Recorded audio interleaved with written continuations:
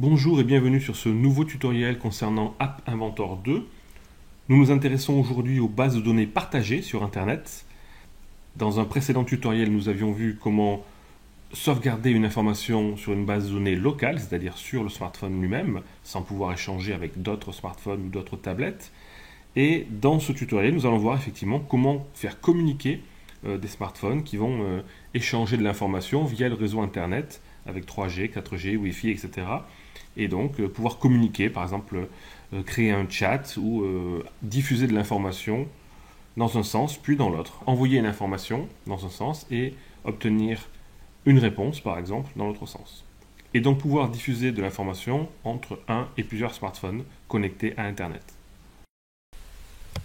Nous allons développer une application Android permettant de sauvegarder des informations dans une base de données partagée sur Internet.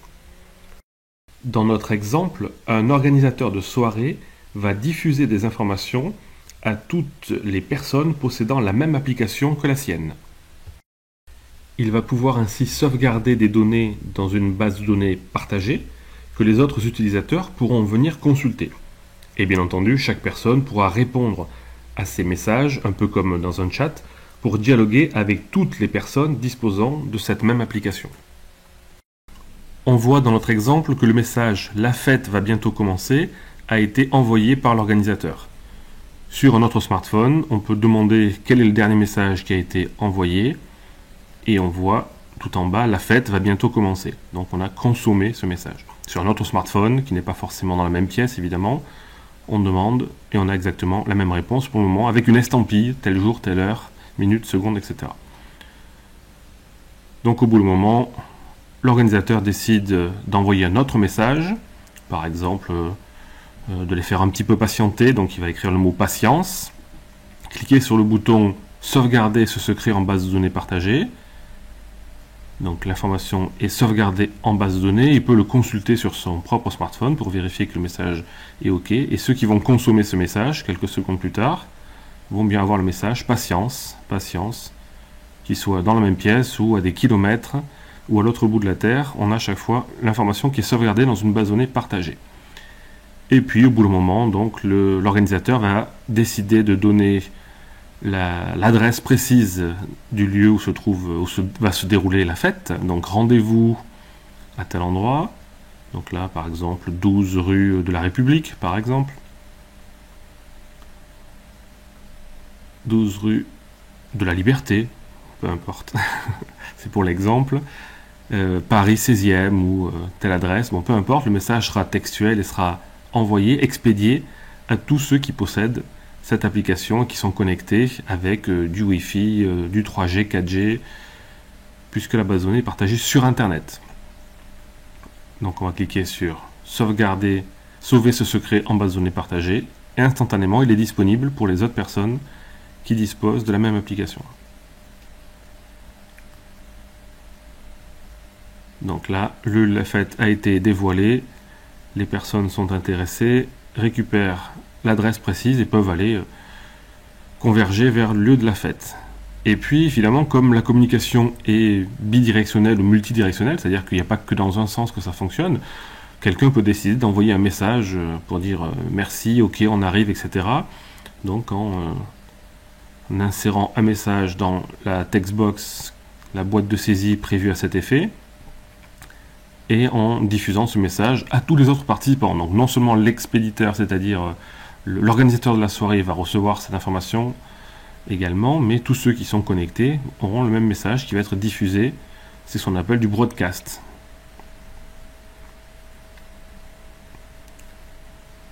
Donc là, par exemple, un des participants décide d'écrire merci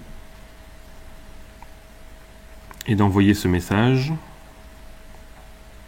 Un des participants va écrire merci par exemple, sauvegarder ce message qui a été sauvegardé en base de données et comme tout à l'heure effectivement on peut vérifier que le message est bien maintenant le nouveau message disponible, il n'y a qu'un seul message disponible à la fois qui vient remplacer, écraser donc les anciennes valeurs et tous les smartphones, Android, tablettes, etc.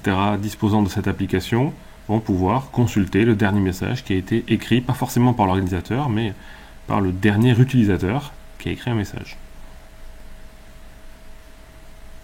Un autre participant peut décider d'écrire par exemple « On arrive » sur son smartphone,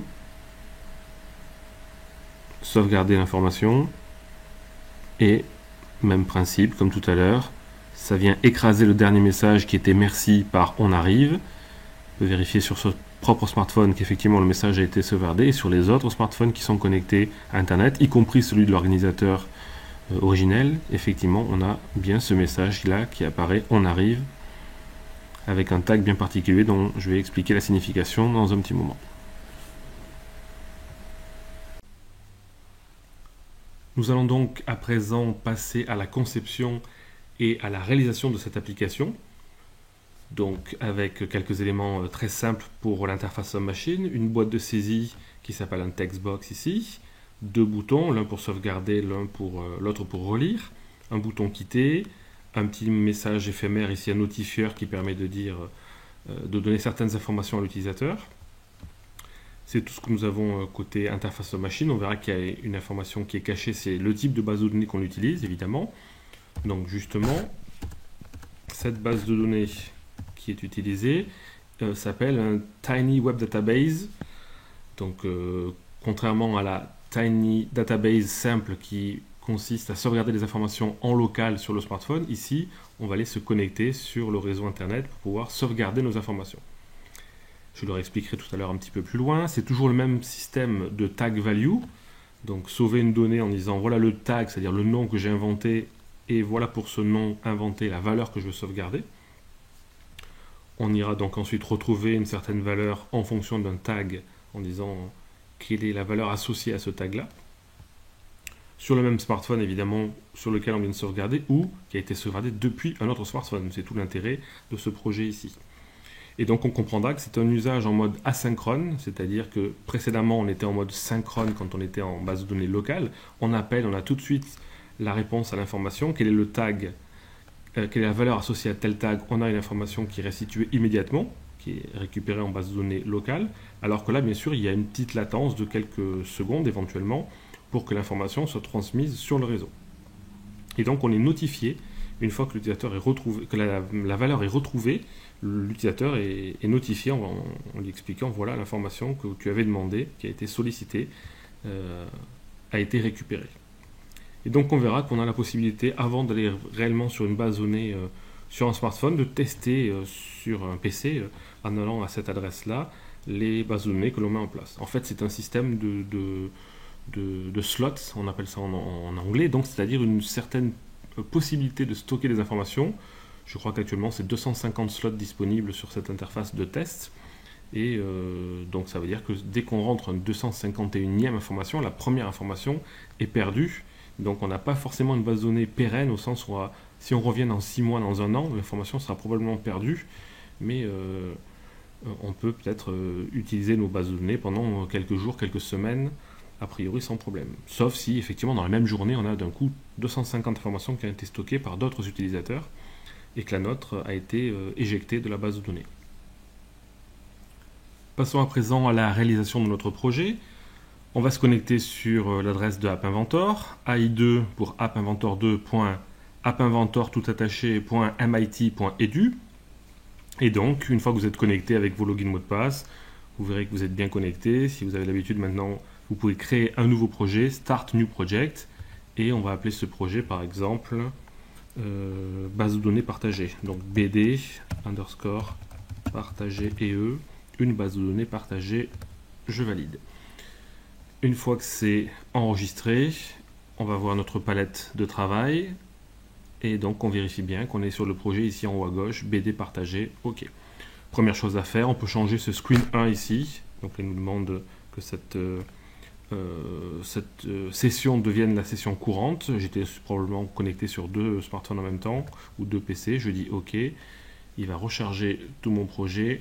C'est juste pour éviter qu'il y ait des problèmes de doublons, de choses comme ça, quand on est en train de travailler des fois sur plusieurs smartphones ou plusieurs PC en même temps. Donc toujours le même petit message qui disparaît assez rapidement. Il faut remonter avec l'ascenseur ici pour voir le message. Donc il nous dit où en est la version du compagnon, où est la dernière version du MIT App Inventor. On clique sur continuer. Et donc je disais, première chose à faire, c'est de changer le titre Screen 1 ici en quelque chose d'un peu plus parlant pour nous. Donc par exemple, BD partagée, ma BD partagée ou ce que vous voulez. Base de données partagée. Là on a le droit de mettre l'accent au sens Internet, partagé sur Internet. Première chose à faire, saisir une information. Donc ça se fera avec un text box. Donc ici, je prends cet élément que je glisse ici, text box. Et dans le int, on peut donner une information qui sera une incitation à l'utilisateur à rentrer une information. Par exemple, saisir ici une information. Ça ne se voit pas à l'écran ici, mais quand on sera en mode conception, on verra bien un texte grisé. Et dès que l'utilisateur rentrera dans ce champ-là, ce texte-là disparaîtra. Saisir ici une information. Donc ensuite, on va proposer un bouton. On fait un drag and drop. Sur ce bouton-là, on va mettre le texte, par exemple, sauvegarder cette donnée, cette information, ce message, comme vous voulez. Donc là, sauver ce message en BD partagé. OK. On peut mettre du gras, de l'italique, etc. Donc là, ce bouton en gras, OK. Et puis, ensuite, on va pouvoir poser un autre bouton pour essayer de lire l'information. Donc là, lire un message, ou le dernier message plutôt, lire le dernier message, sauvé en BD partagé. OK, en gras également. Et enfin, le troisième bouton qu'on veut poser, c'est le bouton qui va nous permettre de quitter l'application. Donc, on va effectivement changer son texte, ici, quitter tout simplement, on valide, pas forcément mettre en gras. Et puis, éventuellement, si on veut agencer un petit peu le bouton, par exemple celui-ci le mettre un petit peu plus à droite, il va falloir travailler avec les layouts, les couches. Donc là, on clique sur la palette Layout. Je voudrais par exemple ce bouton le mettre en décalé vers la droite. Je ne peux pas le faire tel quel ici. Il faut d'abord lui dire, je travaille sur un Horizontal Arrangement ici, dans lequel je mets ce bouton, je le déplace. Et ensuite, cet Horizontal Arrangement, je peux essayer de le déplacer en centré à droite à gauche. Et on ne verra ça que si on a défini ici dans la largeur wide que c'est Field Parents qui doit être rempli comme son père. Son père, c'est, on le voit dans l'indentation ici, la screen 1. Donc effectivement, là, je peux dire left, c'est aligné à gauche traditionnellement, center pour le centre, et ce que je voulais faire, c'était l'alignement à droite de ce bouton-là. On peut s'arrêter ici, ou on peut aussi changer les titres des boutons, parce que bouton 1, 2, 3, c'est pas forcément parlant, surtout quand on sera tout à l'heure dans la partie blocks, pour essayer de travailler sur la partie événementielle. Donc on peut essayer de renommer chacun des boutons en disant à quoi il correspond. Bouton 1, rename, renommer ce bouton 1 en... Alors celui-ci, c'est pour sauver le message, donc que ça soit bien explicite, sauver MSG, sauver message, on comprendra ce que ça veut dire de l'autre côté. On va cliquer sur OK. Le deuxième, bouton 2, rename, celui-ci c'est lire le message, lire MSG. Le troisième, c'est quitter, on peut laisser tel quel quitter, ou exit, ou ce que vous voulez, quitter. Ok, donc là c'est un peu plus parlant pour nous. Donc là le textbox aussi, on pourrait le renommer en zone de saisie ou ce que vous voulez. Bon là on peut le laisser tel quel, puisqu'il n'y en a qu'un seul. C'est pas bien embêtant qu'il ait son nom générique. On a donc à peu près terminé pour la partie IHM, Interface Homme-Machine. Pour le moment on a posé tous les composants dits visibles pour l'utilisateur. Il nous manque cependant des informations qui sont des composants invisibles. On va aller dans la partie Storage. Et là, bien entendu, on va travailler sur notre base de données Tiny Web Database. Donc, il faut venir la glisser, déposer sur n'importe où, sur le blanc ici de notre application, pour qu'elle aille se loger juste en dessous en Non-Visible Components, donc composant non visible, caché. Donc, Tiny Web Database. Et on repère tout de suite dans l'URL ici, service URL, l'URL par défaut qui est utilisé pour cette base de données. Donc on peut faire un copier-coller et aller regarder à quoi ça correspond. J'en reparlerai tout à l'heure, mais c'est pour vérifier un petit peu qu'on peut stocker et récupérer des informations. Pour le moment, on ne s'en occupe pas tout de suite. Et il nous faut un deuxième composant qui va être le notifieur. Donc dans User Interface, allez chercher un notifieur. Placez-le également ici en élément caché. Donc vous le laissez se positionner en dessous de votre interface de travail. Et il va nous servir, ce notifieur, à afficher des messages éphémères, assez courts, assez rapides, notamment pour donner un feedback à l'utilisateur quand il est en train de cliquer sur un bouton pour lui dire oui, c'est bien, j'ai bien compris cette commande et j'ai sauvé l'information dans la base de données. Sinon, l'utilisateur peut s'exciter 10 fois, 15 fois sur le bouton en se disant tiens, j'ai pas de réponse. Donc cette fois, on a à peu près terminé côté IHM. Donc on va pouvoir aller cliquer sur Blocks, en haut à droite ici, pour partir sur la partie événementielle et décrire maintenant ce qui doit se passer quand l'utilisateur va sauver une information, va vouloir sauver une information, c'est-à-dire cliquer sur ce bouton, plus tard relire cette information et ensuite quitter l'application. Et on verra ensuite comment l'information est partagée sur la base de données commune, donc à tous les smartphones qui vont utiliser un tag particulier. On va voir quel tag on va utiliser dans notre exemple. Et ensuite, quand on aura construit cette application avec un build ici, build construction de l'application, on pourra la donner sous forme d'APK à nos connaissances, nos amis, notre famille, etc. Toutes les personnes qui voudront l'utiliser pourront utiliser notre base de données partagée. On clique donc sur Blocks en haut à droite pour arriver dans la partie traitement des événements. Et donc on retrouve évidemment les boutons qu'on a créés tout à l'heure, le textbox, etc. qui sont disponibles, notifieurs. Donc première chose à faire, nous on veut que quand l'utilisateur clique sur ce bouton-là, sauver ce message, l'information qui est dans cette textbox soit sauvegardée en base de données partagée. Donc on va s'intéresser au bouton sauver message et récupérer la méthode click. Quand l'utilisateur clique dessus, je m'intéresse à cet élément-là. Et donc on va aller sauver une information en base de données, et donc c'est là qu'il faut définir un tag bien particulier. Un tag, c'est ce que vous allez choisir comme étant le nom. Donc si on prend quelque chose d'assez classique comme test, essai, des choses comme ça, on risque de tomber sur le tag de quelqu'un d'autre. D'ailleurs, on va tout de suite faire le test. On va aller cliquer sur l'URL Tiny Web Database et essayer de faire store value pour stocker, get value pour récupérer. Donc nous, on va essayer de faire get value, récupérer en mode un petit peu debug, test, quelque chose, le tag dont le nom est, par exemple, test.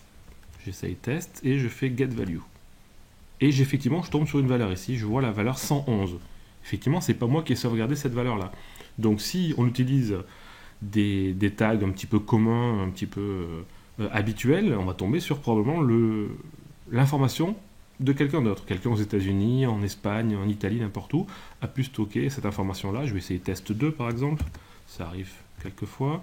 Test 2, il n'y a rien. Donc il peut y avoir... est-ce qu'il y a un tag qui s'appellerait essai en français? Non, il n'y en a pas. Donc à nous de créer un tag qui serait bien particulier et dont on ne risque pas de tomber sur la valeur de quelqu'un d'autre. Donc le plus souvent, moi je conseille de mettre votre nom, votre prénom et puis le mot data par exemple pour être sûr de ne pas avoir un homonyme. Donc vous prenez un texte, vous utilisez un champ vide et vous allez taper là-dedans votre nom, votre prénom, José pour moi underscore rouillard underscore data. Donc il faut vraiment que j'ai pas de chance pour qu'il y ait un homonyme qui travaille sur App Inventor, qui ait décidé de mettre son nom, son prénom, qui s'appellerait comme moi José Rouillard, suivi de underscore data, et qui aurait le même tag que moi. Donc voilà le tag que je vais utiliser. Vous, bien sûr, vous utilisez quelque chose avec votre nom, votre prénom, data, ou mon message, etc., qui soit un petit peu particulier. Et donc, on va utiliser Tiny Web Database ici, et on a la possibilité d'utiliser getValue pour récupérer l'information existante, ou storeValue pour stocker une information. Donc c'est storeValue qui nous intéresse dans un premier temps. On le récupère, on l'accroche ici, et le tag, bien sûr, on l'accroche ici, ici, et le tag qu'on veut utiliser, c'est celui-ci. Et storeValue, quelle information veut-on sauvegarder? C'est l'information qui a été saisie par l'utilisateur dans le textbox qui est là, qui s'appelle textbox 1, sauf si on l'a renommé. Donc je vais aller chercher textbox 1 ici, et chercher .text, qui est la valeur textuelle contenue dans ce textbox. Quand je sauvegarde cette information, quand l'utilisateur va cliquer sur le bouton, ça va aller sauver en base de données partagée une information dont le tag est inventé et José Rouillard data, pour mon cas, ça sera autre chose pour vous bien sûr, et en sauvegardant l'information qui est actuellement contenue dans le textbox dans lequel l'utilisateur aura tapé quelque chose. Ok. Donc là, même si l'application n'est pas terminée, on peut quand même essayer de voir ce que ça donne en allant lancer l'application sur l'émulateur et en voyant un petit peu au fur et à mesure comment ajuster notre application côté IHM et côté événementiel. Donc on va aller d'abord lancer cette fenêtre-là, iStarter. Donc iStarter doit tourner en tâche de fond pour faire la liaison entre soit votre vrai smartphone ou votre tablette, soit votre émulateur. Nous, en l'occurrence ici, on va utiliser l'émulateur. Donc une fois qu'elle tourne en tâche de fond, vous la laissez iconifier. Et puis on va faire donc une connexion, connect notre projet sur Emulator. Ça doit lancer une fenêtre. Donc ça peut être un peu long effectivement, c'est ce qui est annoncé ici, ça peut prendre 1 ou 2 minutes quand l'application se met en route pour la première fois. L'application au sens l'émulateur de smartphone, c'est pour essayer un petit peu graphiquement de voir ce que ça donne, donc tester, débugger nos informations. Donc là quand on a le verrou, on va cliquer dessus et partir vers la droite pour le déverrouiller, et il essaye d'envoyer notre projet via la petite fenêtre qui est en train de tourner ici. On voit les informations qui sont en train de circuler. Ce projet-là est en train de circuler par ce canal vers notre émulateur. Donc d'ici quelques secondes, il va vérifier que le compagnon est mis à jour, etc. Et si tout est OK, il devrait lui injecter les informations. Là, on voit qu'il a détecté l'émulateur. 5554, c'est celui-ci. Il est en train de vérifier la version du compagnon qui était la 2.39. Tout est OK au moment où je suis en train de créer ce tutoriel. Et donc on obtient un look un petit peu, le visuel de notre appli.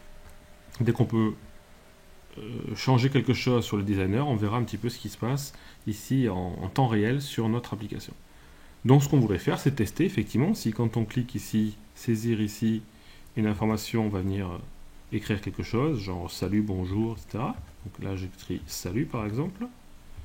OK. Et puis je clique sur le bouton. Donc sauver ce message en base de données partagée.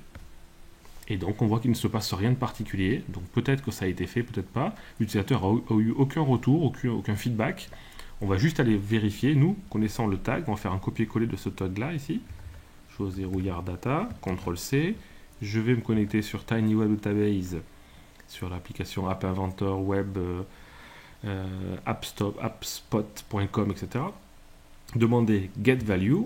Et essayer de récupérer non plus le tag test comme tout à l'heure, enfin si je peux retester test pour voir si la valeur a changé, c'est toujours 111, mais ce qui m'intéresse c'est surtout de tester José Rouillard Data, Get Value, et j'ai effectivement le salut que j'ai sauvegardé qui est disponible, sauf que il nous manque une petite notification pour que l'utilisateur soit au courant qu'effectivement son tag a bien été sauvegardé. Donc là on va retourner dans la partie designer, rajouter un notifieur. Non, on l'a déjà fait. On a un notifieur qui est disponible. Donc, on va venir dans la partie blocks, récupérer notifieur et demander show alert. Un petit message d'alerte. Juste après avoir sauvegardé l'information. Et donc là, vous choisissez ce que vous voulez mettre comme notification. Par exemple, le message a bien été sauvegardé dans la base de données, par exemple. Le message a bien été sauvé, pour faire plus court, dans la BD partagée, et on valide. Donc on va retester notre application en temps réel. Ici, au lieu de salut, on vient tester autre chose. J'efface et je mets un bonjour par exemple. Hop, même si j'ai une petite faute, bonjour, j'écris vraiment bonjour parce que j'ai fait une petite faute. Bonjour, ok, je valide. J'ai bien le petit message, le message a bien été sauvé dans la base de données, donc voilà, l'utilisateur est bien au courant de ce qui s'est passé, et on va faire un petit peu de debug, revenir en arrière et refaire appel à notre tag getValue. C'est bien bonjour qui est sauvegardé actuellement dans la base de données pour ce tag là, bien particulier. Ok.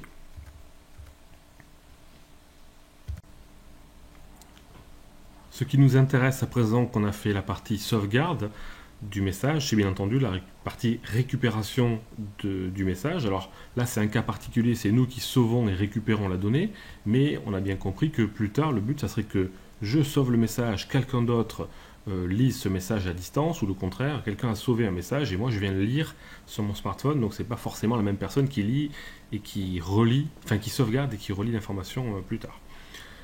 Donc maintenant, ce qu'il nous faut, c'est un petit champ ici. Quand on va cliquer sur ce bouton lire le dernier message, on voudrait avoir l'information qui est contenue dans le tag, en l'occurrence bonjour, salut, etc., qui soit notifiée quelque part, qui soit affichée ici entre ces deux boutons. Donc on vient sur le designer. Entre les deux boutons, on va mettre un label qu'on vient poser ici entre les deux. Donc label 1, on va renommer son nom label en label affichage par exemple, label affichage de l'information. Donc pour le moment, comme il n'y a rien au départ, on peut mettre 3 petits points ou un label vide.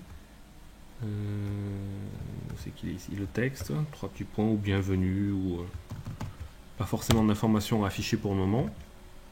C'est surtout qu'on va s'en resservir tout à l'heure au moment où on va faire l'appel à la base de données et quand on va vouloir afficher le résultat. Donc on s'intéresse maintenant au bouton lire message, quand l'utilisateur va cliquer dessus. Ce qui nous intéresse, nous, c'est d'aller essayer de récupérer l'information. Donc Tiny Web Database, on s'intéresse cette fois à getValue. Non pas storeValue tout à l'heure qui a permis de sauver l'information, mais getValue, récupérer une donnée. Bien sûr, on fait un copier-coller du tag. Le tag, c'est exactement le même qu'on utilise. CTRL-C, CTRL-V, ici. Et donc maintenant, il faut comprendre que le système est dit asynchrone, c'est-à-dire qu'il fonctionne en deux temps. Premièrement, je demande la valeur, ça part sur le réseau, j'ai une réponse, pas tout de suite forcément dans la seconde, ça peut durer quelques millisecondes, quelques secondes, on n'en sait rien à l'avance. Il faut prendre en compte ce temps d'attente.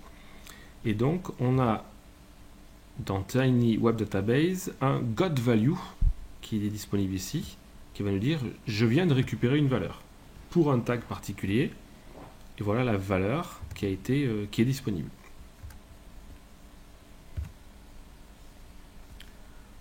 On va donc vouloir écrire dans le label affichage l'information qu'on a récupérée sur le réseau. Sauf qu'il faut bien comprendre que là on n'a qu'un seul tag qui est José Rouillard Data dans mon exemple, mais on pourra en avoir plusieurs. Donc on en utilisera tout à l'heure un autre pour estampiller par exemple, sauvegarder l'heure, minute, seconde, à quel moment le message a été sauvegardé. Donc on va faire quelque chose d'assez générique ici dans getValue pour dire peu importe quel tag a été utilisé, j'affiche l'information dans le label. Donc label affichage, set label affichage text to, donc redéfinir le texte qu'on va écrire comme étant, et donc là il va falloir faire une concaténation, c'est-à-dire le texte lui-même, tel qu'il existait déjà, plus l'information qu'on vient de récupérer.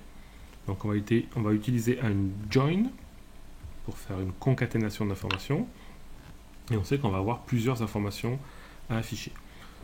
Donc, par exemple, on va dire d'abord, je récupère l'information qui est déjà actuellement dans le label texte. On va récupérer label texte, son texte tout court.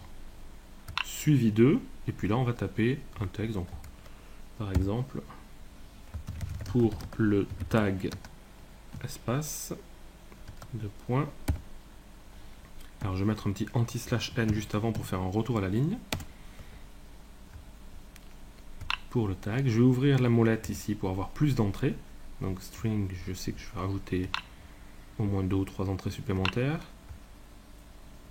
Donc on dit le label affichage prend pour valeur lui-même suivi de pour le tag, et le tag je vais chercher sa valeur en cours, je ne la connais pas moi-même en tant que concepteur du projet, je verrai quel tag est récupéré à l'exécution. Pour le tag par exemple José Rouillard Data, la valeur est, donc CTRL-C, CTRL-V, la valeur ou le message, peu importe, je vais mettre la valeur est de point, un espace derrière. Là j'ai laissé des espaces, des guillemets en trop, je vais enlever le guillemet qui est juste ici, voilà. Et donc bien sûr on récupère le tag qui est là.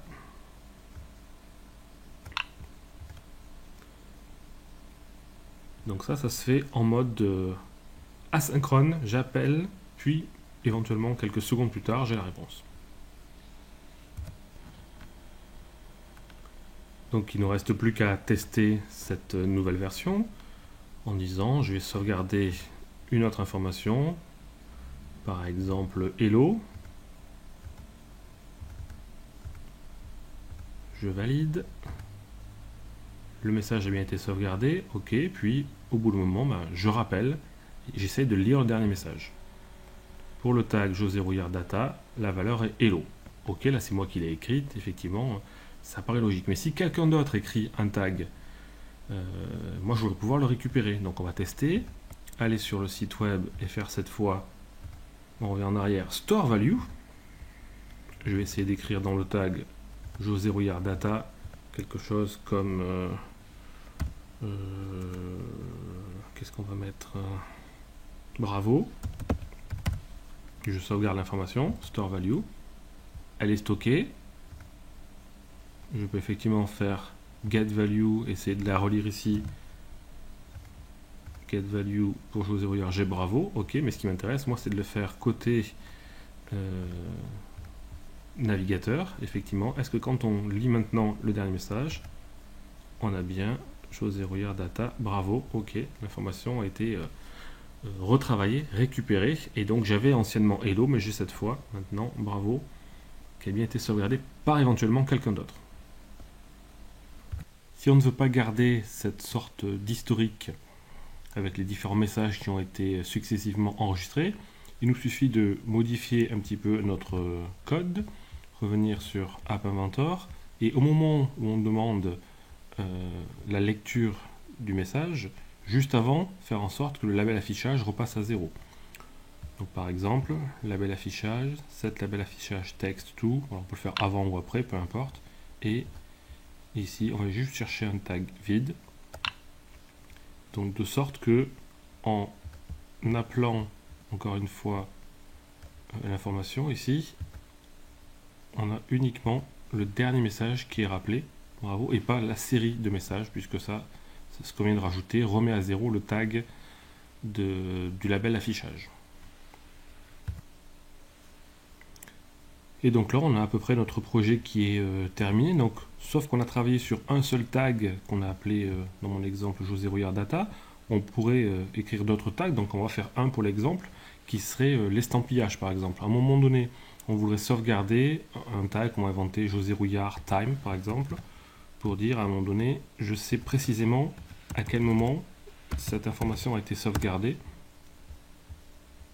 Et on va aller pour cela aller chercher un composant qui s'appelle clock. Donc je laisse ça pour le moment, je reviens tout à l'heure dessus. Et dans la palette sensor, on a un composant clock qu'on va récupérer, qui se met en composant caché et qui permet donc de récupérer heure, minute, seconde, jour, mois, année, etc. de notre projet.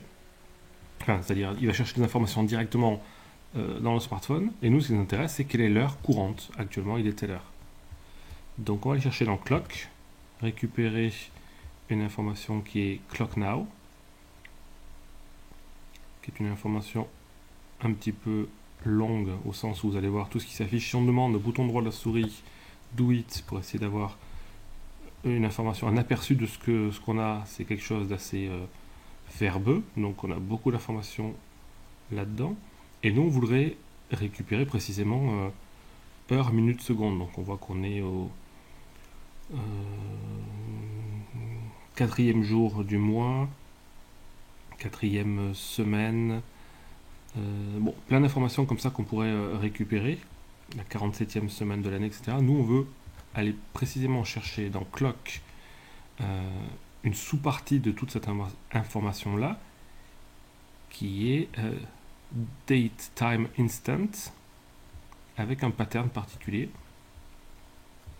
Donc je vais cacher cette partie là et accrocher instant ici et demander le pattern, alors ce qu'on veut, moi, alors mm pour month, day, year pour le reste, etc. Donc on va déjà demander ce que ça donne ici en faisant un do it pour essayer d'obtenir l'information.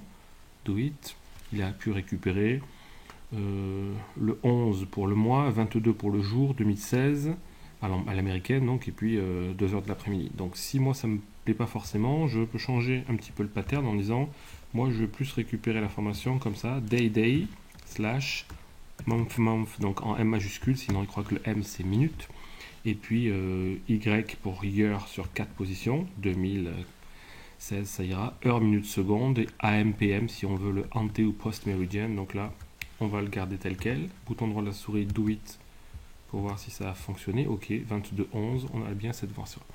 Donc ce que je voudrais faire maintenant, c'est, juste après avoir sauvegardé mon information José Rouillard Data, sauvegarder, je vais faire un double de ça, CTRL-C, CTRL-V, venir insérer entre les deux, et changer le tag, je vais sauvegarder, ça je le mets à la poubelle, José Rouillard Time, et ce que je vais sauvegarder, ce n'est pas un textbox, mais c'est l'information que j'ai calculée ici, comme étant issue de heure, minute, seconde du smartphone. C'est pas sur le PC qui va récupérer l'info, mais bien sur le smartphone ou la tablette en cours. Et c'est tout. Donc là, j'ai rajouté un tag. Je sauvegarde une information qui est automatique, disons. Et plus tard, je voudrais quand l'utilisateur va cliquer sur le bouton pour récupérer les messages, non seulement récupérer José Rouillard Data, mais également José Rouillard Time. Alors, il y a juste une petite astuce, enfin une petite information à connaître, c'est que l'information que l'on récupère n'arrive pas forcément dans le même ordre. C'est-à-dire que là, je demande dans l'ordre data et time. Il se peut très bien que selon les réseaux, etc., ça soit time qui arrive en premier et data en second, peu importe. Et cette partie-là n'est pas à retravailler, c'est exactement la même puisqu'elle va récupérer un coup data, un coup time et m'afficher l'information telle que je le désire. Et donc, on va essayer d'aller voir ce que ça donne à nouveau sur notre smartphone. Quelqu'un qui veut sauvegarder une information qui serait test par exemple, toujours pareil, sauvegarde cette information ici, ok, le message a bien été sauvegardé, une autre personne récupère l'information, et on a bien non seulement le data qui est test, et l'estampille time qui est jour, mois, année, heure, minute, seconde, ante ou post-méridien. Donc on sait précisément à quel moment l'information a été sauvegardée. On va essayer de sauvegarder ça depuis l'extérieur. Donc si c'est fait dans un mode test, par exemple ici, José Rouillard Data, je demande à récupérer l'information, c'est test. Et si c'est time, depuis l'extérieur, on verra quelle est la dernière estampille trouvée. Donc maintenant, imaginons qu'on ait deux smartphones connectés. C'est ce que je vais essayer de vous montrer un petit peu plus tard. Les informations vont pouvoir être échangées entre les deux smartphones. Alors juste avant, il nous manque encore une petite dernière information à rajouter, c'est ce qu'on fait de notre bouton quitter. Ici, bouton quitter qui avait été préparé, il ne faut pas l'oublier, on revient dans les blocks et on va s'intéresser à bouton quitter et tout en haut, clic. Quand l'utilisateur va cliquer sur ce bouton-là, nous on va tout simplement aller dans contrôle et demander à faire un exit, sortir de l'application, donc close application, demande à fermer éventuellement toutes les fenêtres déjà ouvertes, il n'y en a pas ici, il n'y en a qu'une seule, la fenêtre 1, screen 1, et fermer l'application, close application. Donc on verra que ici close application ne fonctionne pas quand on est en mode debug, quand on est en train de tester, il y a un petit message en anglais qui nous explique que ce n'est pas opérationnel. Donc il faudra juste, enfin on peut le tester, on voit ce qui se passe ici, on a un petit message qui nous dit c'est pas encore supporté au moment du développement, mais dès qu'on va générer notre package, c'est-à-dire générer notre application finale, ça sera fonctionnel. C'est ce qu'on va faire tout de suite. Et donc pour cela, on va aller simplement dans Build, demander à générer notre APK. L'APK, c'est la version packagée de notre application, et à la sauvegarder sur l'ordinateur. Donc ça se passe en plusieurs passes justement. La partie IHM qui est préparée, les icônes, etc. Et ensuite la partie événementielle.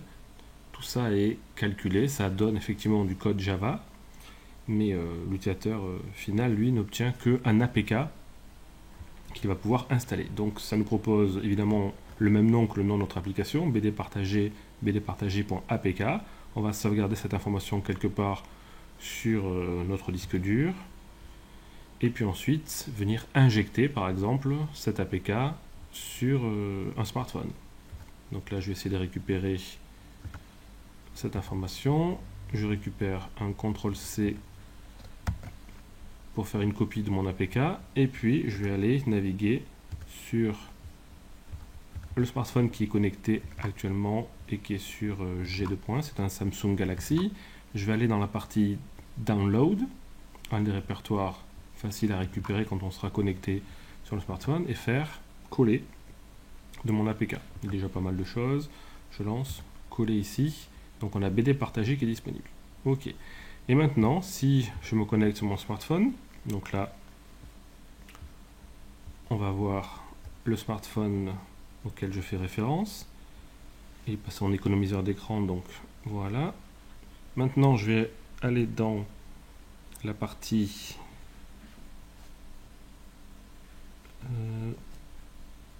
menu. Je vais aller chercher mon gestionnaire de fichiers. Ici, je clique sur mes fichiers en haut à gauche. Je rentre dans tous les fichiers. J'ai repéré le répertoire download facile à retrouver et je vois bien mon fichier bdpartagé.apk. Je vais cliquer dessus et il va l'installer comme s'il provenait du Google Drive, du Google Play, comme s'il était une application officiellement récupérée. Sauf que c'est nous qui l'avons créé évidemment. Donc une fois que ce sera installé, je vais pouvoir ouvrir mon application. Et donc on va essayer ici de faire en parallèle d'un côté mon émulateur et de l'autre côté mon vrai smartphone connecté lui en 3G. Donc par exemple ici je vais mettre un message. Bonjour monsieur Jean-Paul II. Voilà, c'est ce qui vient naturellement sauvegarder cette donnée. L'information a bien été sauvegardée, donc je peux toujours tester sur le même smartphone si effectivement l'information est récupérée. Bonjour monsieur Jean-Paul II, ok. Ce qui nous intéresse, là il veut nettoyer l'APK, pas de souci, on peut dire ok. C'est de voir ce qui se passe quand on est de l'autre côté. J'ai bien ici, bonjour monsieur Jean-Paul II. Même si on est sur l'émulateur profite de la connexion du PC. Donc là, ici, on va pouvoir essayer de dire ok, ça marche par exemple. Ok, tout fonctionne bien. J'envoie ça côté émulateur. Je ferme ici. Et donc, si je demande en cliquant sur lire le dernier message sauvé ici sur mon smartphone, quel est le dernier message récupéré? Ok, tout fonctionne bien, qui a été estampillé par ce smartphone-là à telle heure. Et si je demande à quitter, effectivement, là, ça devra bien marcher. Je quitte l'application.